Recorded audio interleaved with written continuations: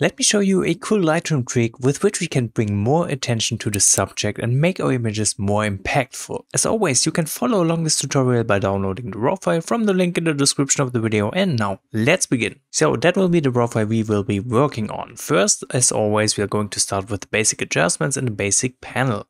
I'm going to change the profile from Adobe Color to Adobe Landscape, which will bring up the base saturation of the image, and I really like this because I want the shot to be vibrant. Next up, I want to work a little bit on the tones. For the basic setup, I'm going to bring up the exposure, making everything darker. This way we are creating a more dramatic base image. Then I am going to further bring down the shadows, which will increase the contrast by making the darker areas darker.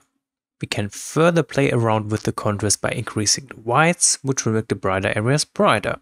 As we bring up the whites, make sure to pay close attention to the histogram because we don't want to introduce any clipping in the brightest parts of the image. So right around here, that is looking pretty good. We're going to add further contrast through brightness later on, but for now, with the basic adjustments, that should be enough. Also, I want this image to have a very subtle, dreamy, glowing look.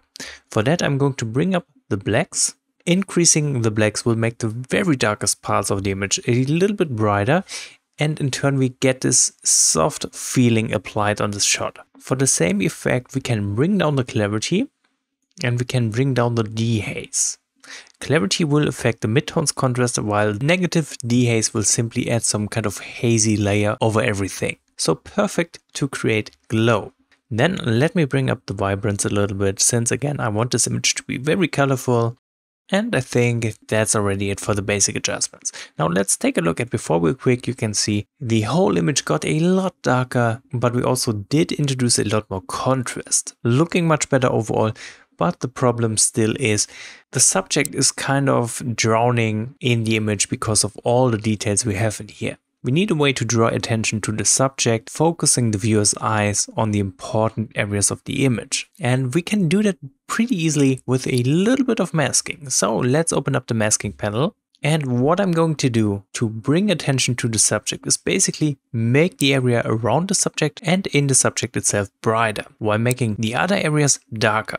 Basically, we are creating a light and shadow to guide the viewer's eye through the image. Now let's start with something very simple. I'm going to use a linear gradient with which I'm going to target the sky like this. I'm doing this very roughly like this. All I'm going to do is to bring down the exposure. And just like that, we made the top darker. This already helps immensely to draw more attention to the center part around the subject. Of course, we can further improve this effect, making the sky look a little bit more dramatic by bringing up the contrast. Increasing the contrast will reveal more of that really good looking cloud structure. And I'm also going to increase the clarity, which will have the same effect, just playing around with the settings here.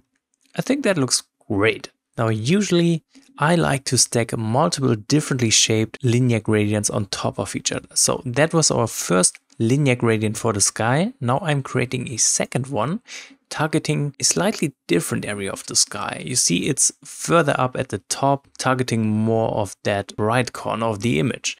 Now again, I'm going to bring down the exposure, making that particular spot even darker and more dramatic. Plus, this again helps leading the viewer's eye more towards the center to the important areas. So that's really, really good. Now, what about the landscape in the foreground? The sun was hitting that side of the hill pretty evenly. That means all of that hill receives the same amount of light, but I want to change that. So let me use another linear gradient with which I'm going to be covering the foreground. Just a tiny amount like this. I'm making sure the subject area is not affected. And then all I need to do is to pull down the exposure one more time. This way we are creating shadows, and again we are guiding the viewer's eye towards the center of this image this way. I also want to bring up the contrast just a little bit, making that shadow effect a bit more intense. Alright.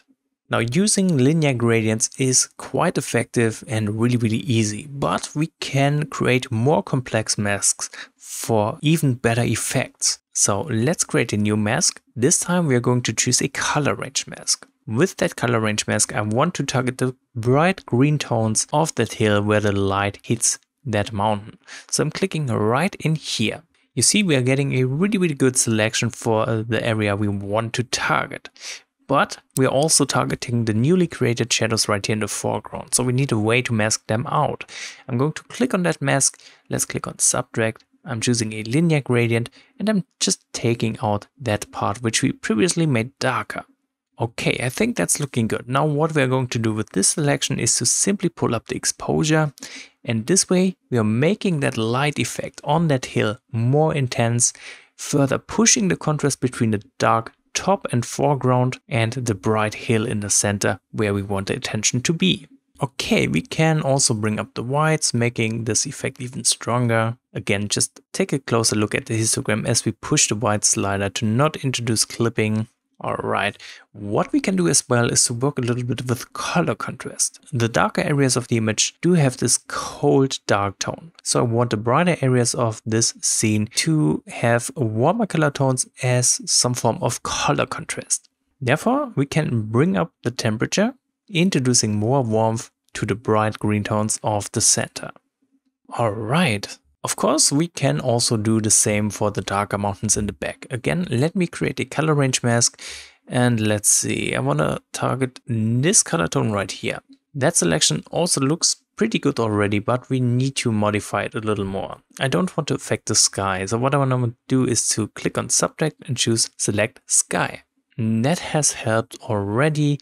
Still, this selection isn't that clean, so I want to subtract with the brush. Let's bring down the brush feather all the way to have a hard brush, and I'm just going to brush over the foreground, which I don't want to change. I just want to change the mountains in the back. Okay, this tower is also affected. I'm going to subtract an object selection, making sure to activate the rectangle select mode, and I'm just drawing a rectangle around that tower. Okay, then I'm going to subtract a linear gradient because I want to clean up the mountains at the top. Don't necessarily want them to be darkened. Now what I'm going to do is to bring down the exposure, making the mountains that lie in the shadows darker. I also want to bring up the contrast. And again, we can use the temperature slider to add color contrast. So since these are lying in the shadows, we want them to be colder. I'm going to bring down the temperature for that effect. And thus we're adding color contrast. Wonderful, that's looking really good. Let me deactivate all the masks so we can see the difference from before with our base image to after. Right at this point you can see how we are nicely guiding the viewer's eye to the exact spot where we want it to be. Now there's one more thing I want to do, and that is to add some kind of light coming in from the right side. This is a little more complex, but let's start simple using a radial gradient. Then I'm making it nice and big. Let's bring up the feather all the way, and I'm going to rotate it to fit the light's direction. Let's place the center of this radial gradient outside of the image to have a more natural effect. And then I'm going to stretch it a bit. I want to overlap the subject right here in the center. Now for that light effect, I'm going to start by bringing up the blacks. I'm also going to increase the exposure, making this particular spot brighter. Let's also increase the whites. Let's bring down the dehaze for a more intense glow. And we can also bring up the temperature, giving this glow effect some warmer light. Now the radial gradient is affecting a few areas which really don't need that glow effect. Let me activate the overlay real quick. There are parts right here in the foreground which again lie in the shadows. It doesn't make much sense that there is a glow effect on top of them. I'm going to subtract an object selection, and I'm going to draw a rectangle around these areas. I can also do some rough work using the brush. I think I'm making the brush feather a little higher this time. I kind of want to clean up the foreground a little further. Right here there are some shadows. Also don't want to affect the tower too much. Okay, and I'm going to subtract a linear gradient, taking out a part of this light effect from the very top. Alright, let me deactivate this light ray mask so we can see the difference from before to after. Very subtle effect, but I think it looks really good on this image. Alright, and that's how we can bring attention to the subject using a little bit of Lightroom masking. Now we're not finished with the image yet. Let's also do a bit of color grading. I'm going to start in the color mixer, and let's start with the saturation. I do want to bring up the orange tones, which will make the subject just a little more colorful. I'm also going to bring up the yellow tones.